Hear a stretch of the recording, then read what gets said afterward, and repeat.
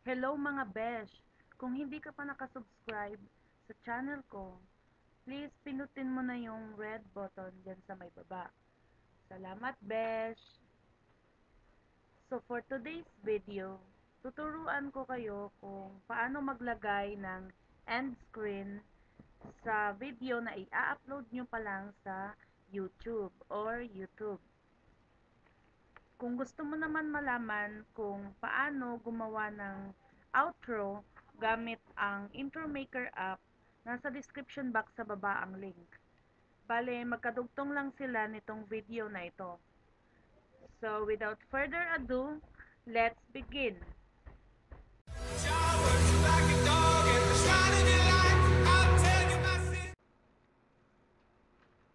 Ito, nandito na tayo sa YouTube, sa my YouTube channel, and then studio.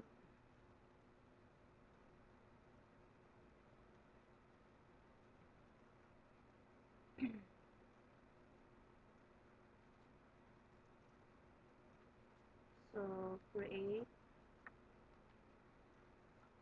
click upload video, select files. So, kung nasaan nakasave yung ating new video. Ito.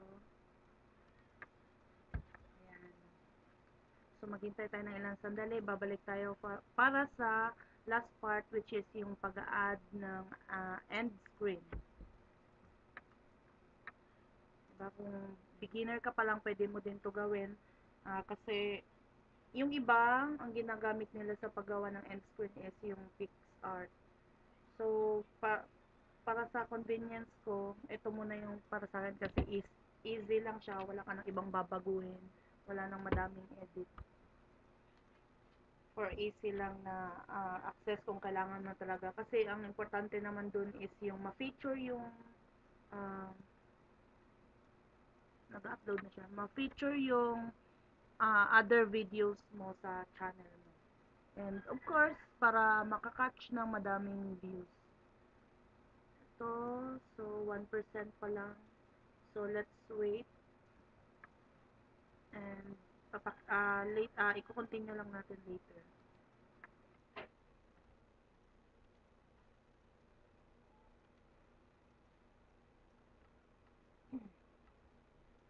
So ayan, natapos na nga yung pag-upload.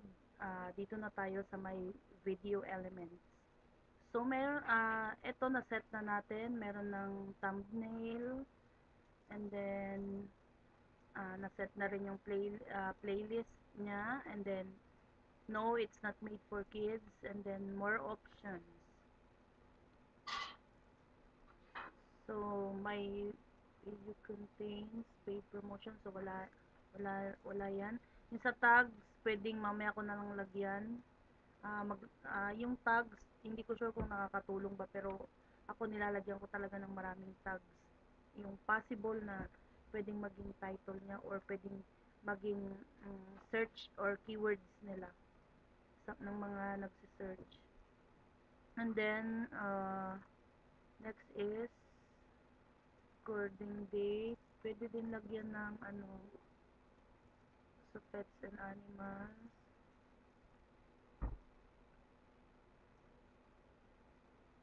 Pwede din siyang lagyan ng lugar.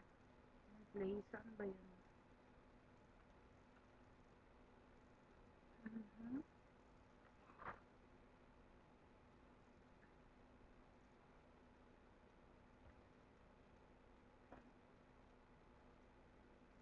Recording date and location. Ito.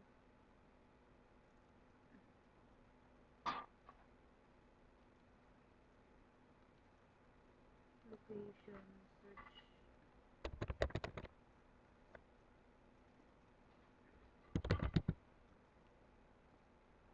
Ayan. So, set na. And then, mag-next na tayo. Para sa, ayun, yung add an end screen. So, mag-a-add tayo. Ito. Click lang yung add. And then, dito yung sinasabi ko kanina na meron siyang Meron siyang template dito. So, ito yung template na kaparehas nung sa outro ko.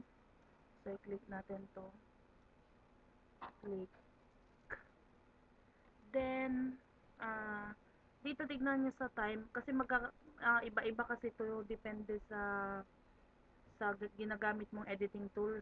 And mostly yung mga gumagamit ng editing tools sa cellphone, yung KineMaster. Etong gamit ko sa editing tools sa computer. Yung basic editing tools lang to siya. Then, bala set mo siya parang ganito. Dito pala 704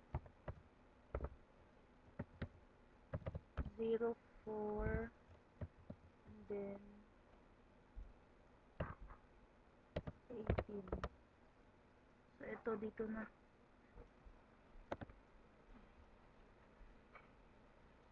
So, 'di ba, nag-move na siya dito.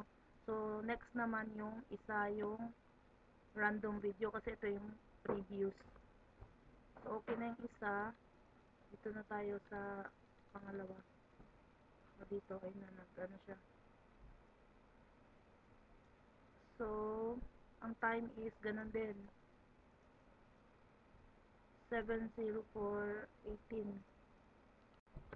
7:04:18.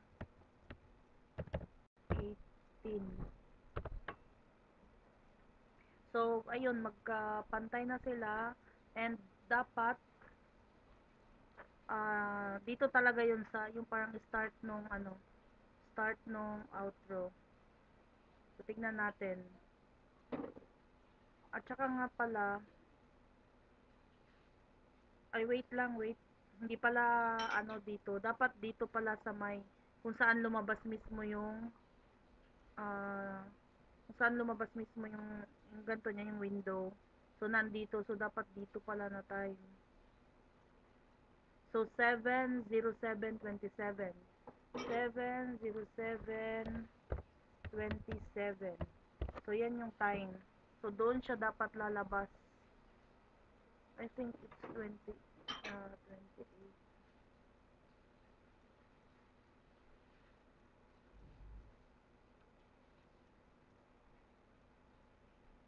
29. So, 29. 29. Then, yung video 1, ganun din. 7:07:29. So, set din natin 7:07:29. Same lang naman yan sila. Sabay silang lumalabas. Ayan. So, i-try daw natin na i-play.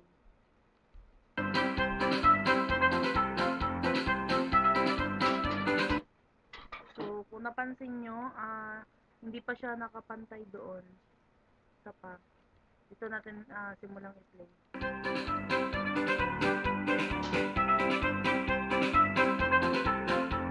So, ito try natin ulit. So, dapat dito lang siya banda i-play. So, ayun, hindi pa, dapat ipapantay mo lang yan doon eh. Ayun, may nakikita naman yung niya, parang shadow niya. Ayan, na-adjust yan. Mo lang doon. I-fit mo yung box.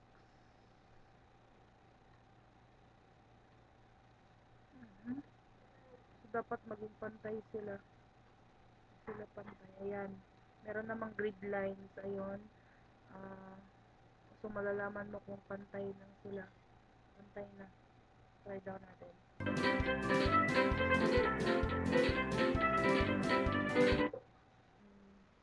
Dapat talaga masakto siya doon para magandang tignan.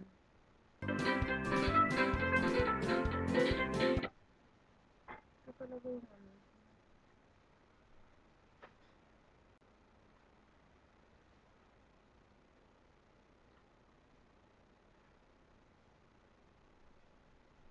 So, play down natin ulit.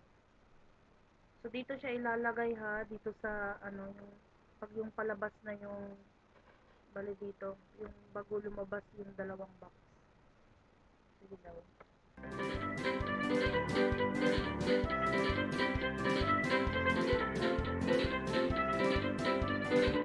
Diba mga besh, parang pantay na siya.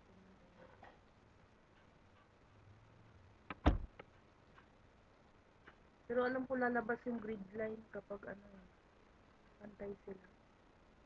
Feeling ko. Ayun.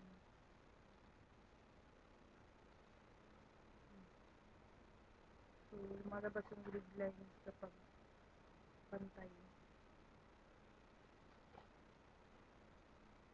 So, baba. Play natin ulit.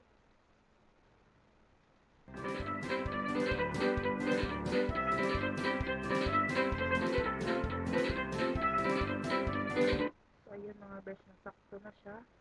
And gagawin natin dito sa previous and random video, di ba merong most recent upload or best for viewer. Ang pwede mong piliin yung choose a specific video.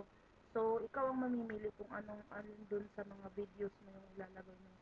So, sa previous, pwedeng ito yung ilagay ko. Ito, sa previous. And then, dito sa most recent, ayan, pwede ka din pumili.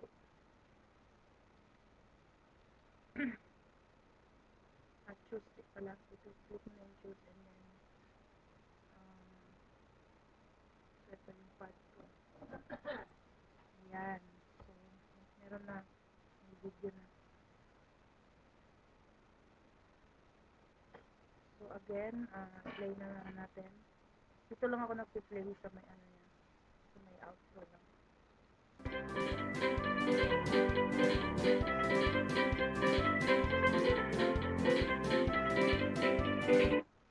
So, ayan. Natapos na. So, pwede na natin i-save para maging available na siya sa channel ko. Sige, save na natin.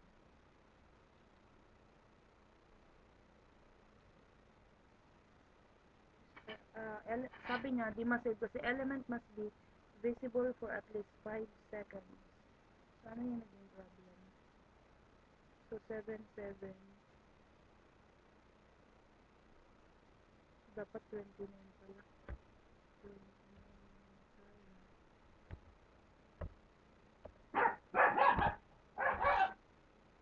Yan yung aso. So, 17 lang siya. Kailangan natin to gawing 17. Kasi ang 5 seconds ang hinihingi. 5 seconds. So, ang isang video yun. Dito naman tayo. Kailangan natin gawing 17. Mga besh.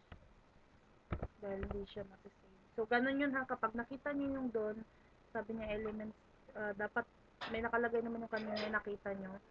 So, kailangan iparehas yung time para maging, diba, 7, 8, 9, 10, 11, also 5 seconds. So, ganun. Para sumakto. So, end screen elements won't display on the watch page for private videos. End screen elements won't display on the watch page for private videos. So, save na natin. So,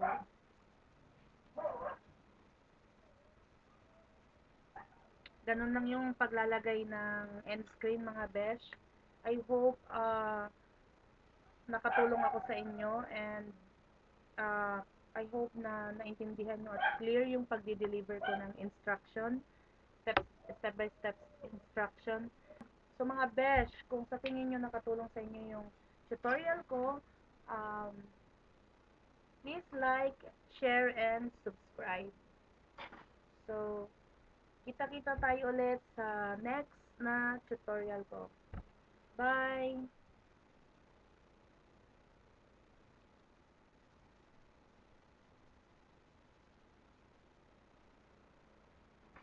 So, ito nga pala, tatapusin ko na lang. So, public, and then, sa visibility na tayo. So, schedule is ngayon naman yan, and then, to publish na. Pa-publish na natin para available na siya. Ayun. So, na-post ko na siya. Tignan natin sa channel ko. Kung nandun na.